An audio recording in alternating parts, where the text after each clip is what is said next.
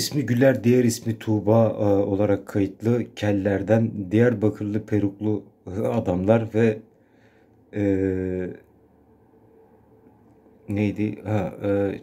Kasket şapkalı Kayserili Rabia adam Kadirler